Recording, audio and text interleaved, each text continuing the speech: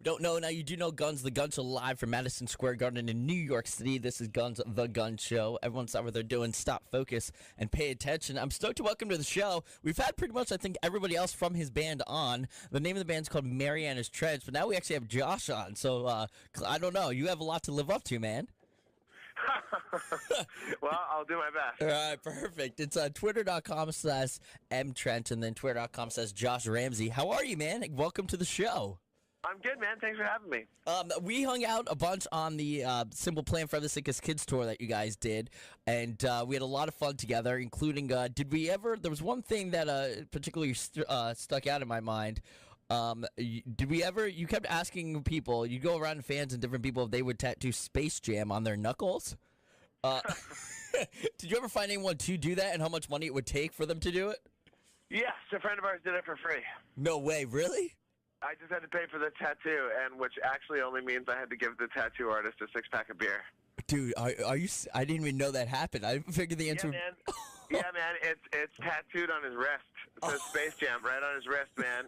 A fucking movie with Michael Jordan and Bugs Bunny tattooed on his wrist forever. Forever. When aliens come down and play basketball with Michael Jordan, he's got that on there. Well, the funny thing is, right now, even it's not. It's funny, but it's like already. It's been a long time since that movie was out, and a lot of people don't even know what it is. Right. Imagine what it's going to be like for that guy, like 30 years from now. Like, no one's going to know what the hell Space Jam is, but it's still going to be loud and proud on his wrist. I think we can say he'll be single. He won't be getting any girls anytime soon. So. Yeah, the best part is he was out with us. We were out there were some adult beverages involved. Always. And he was out with us, and his girlfriend was at his place waiting for him, and he was late because he was out drinking and getting a Space Jam tattoo. So then he got home, and she's already pissed at him because he's ditched her all night. And then he's like, "Hey, baby, check out what I got." Like, feast your eyes on this. You know? Yeah, pretty awesome. Oh my God, that's fucking great. Listen, 2011 was Marianas Trench, especially here in America. Obviously, you guys have been killing it there up in Canada, and they love you up there. But here, 2011, you kind of got a strong showing here. Whether it was that Glamour Kills tour you did with like the Ready Set, and then obviously the Simple Plan tour, and just word of mouth is really picking up for you guys here in America. I think we've been really lucky. I think I think it always takes a bit of luck, and lucky for me, it's still continuing. I mean, a lot of people are showing up to the shows, and we didn't know, man. Like when we did that Glamour Kills tour, right. we thought nobody was going to be there for us. Like we thought we were just going to have to be winning people over again, which is fine.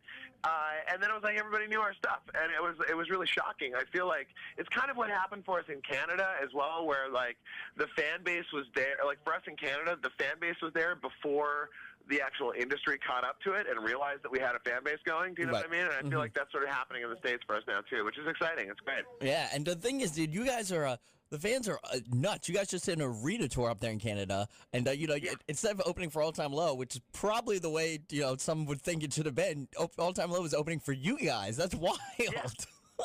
That's crazy, man. I don't know, man. I mean that happens with Canadian bands sometimes, where you might be really big in your own country, and you're working your way up in another one, right? It's just the way it goes sometimes. Yeah, no disrespect. With All Time Low, right? It just depends where we're touring together. Sometimes I'm sure if it was in another country, I'm sure we would be happy to open for them, and in this country, they were okay to open for us, and it's just the way it goes sometimes. And you have to not really have ego about that kind of thing, Right. I mean, no disrespect or anything like that. I was just saying that I don't think some people here realize just how big you guys, kind of are. We're fortunate. We're fortunate that we've done well for ourselves in Canada. We're very lucky. Cool, man. Well, listen, you got a lot to talk about here coming up. First of all, you will be doing one of the biggest festivals, especially that we've had here, called Bamboozle. Talk about this, man. This is gonna be huge for you. This is gonna be nuts, dude. There's gonna be a lot of people there for you. It's going to be fun, man. We've played a lot of festivals. We've played a lot of Canadian festivals, and I love playing festival shows, man. It's a great vibe. You get out there. There's a lot of people, and it's a great way for. I think it's a great way for fans to meet new bands and stuff and hear new bands, because there's always so many options, And Bamboozle, what is it? It's Foo Fighters, stage, right? Yeah, it's a giant thing. Yeah, Foo Fighters, Blink-182, Skrillex, Incubus. And there's a secret guest which I can't say or else I get sued. But so it's probably not going to be too bad. Awesome. So, yeah, we're really excited. And then after that, or even before that, leading up, this is what I really wanted to have you on. Because you guys, because you guys are constantly touring, but you're not always here in the States too much. As you speak here with Josh Ramsay of Marianas Trench. It's twitter.com/mtrench. You guys are actually doing some shows here, including one here in New York City. But talk about this, a little bit of a little touring stint, all right?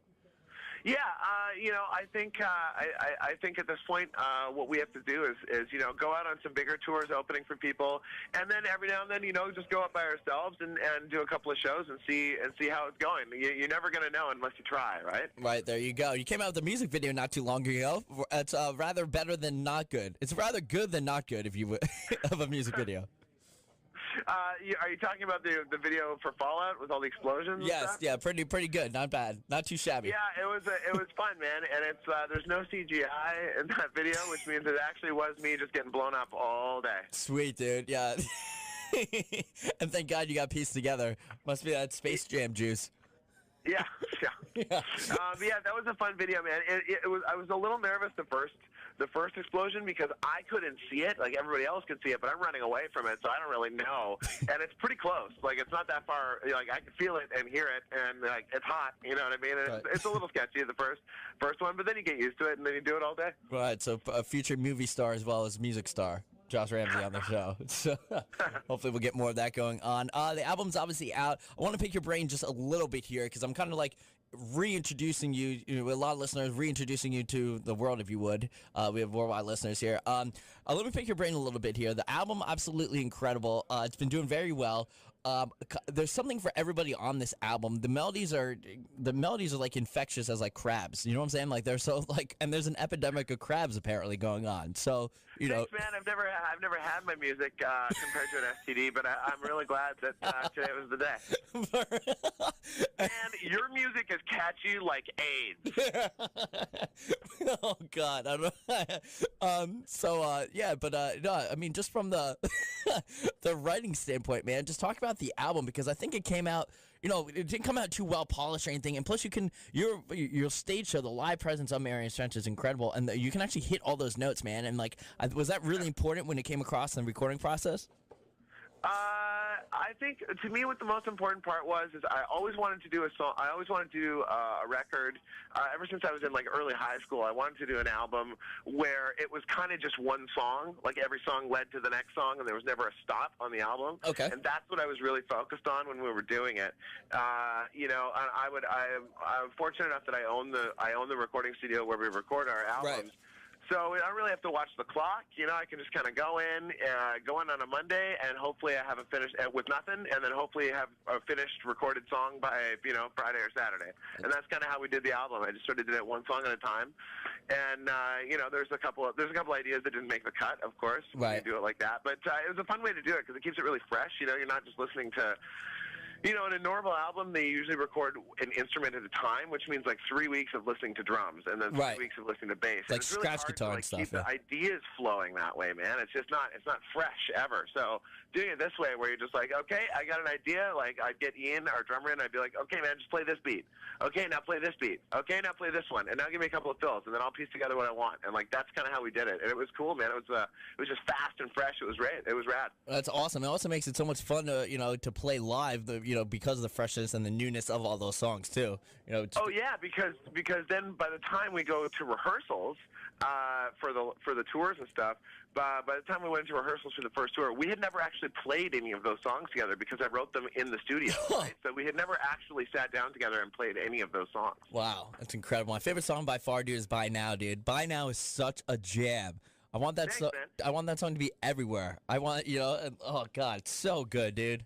Thanks a lot, man. Yeah, that one is going to be a single. I don't know if it's going to be the next single, but it is definitely going to be one for sure. Oh, good. And still touring the asses off on this album, Marianas Trench. So definitely pick it up from the from them as well. Yeah, dude, just the writing style and everything. Now, will you come up with lyrics at the end, or will you have like just because, dude, wow, a little bit of study there. We'll edit that part out.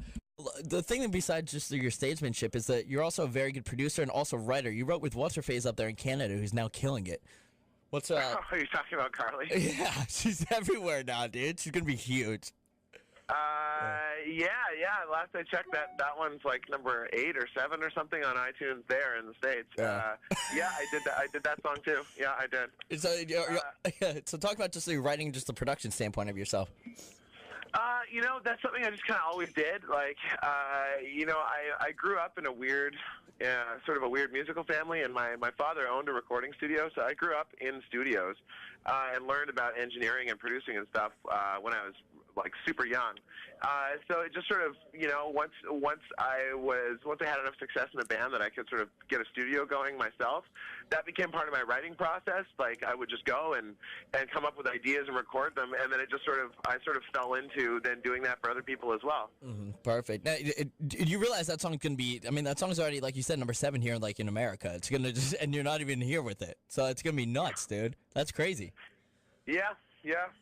But it's good because, it's, I feel great that I've been a part of, making an opportunity for Carly, but it's also a great opportunity for me and for my band as well. Because, Hell yeah. People start to figure out who wrote it and who produced it and stuff, and that's good for me too. What's the main website people can go to see so they can see the tour dates? Because I want everyone. Shows are gonna sell out very quickly. Some of them I think already did. So where can people go to find out about more of the tour dates for Marianas Trench? I would just go to our Facebook page, which is just Facebook/Marianas Trench, cool. or just MarianasTrench.net. Awesome, man. Hey, nice re-meeting you, if you would.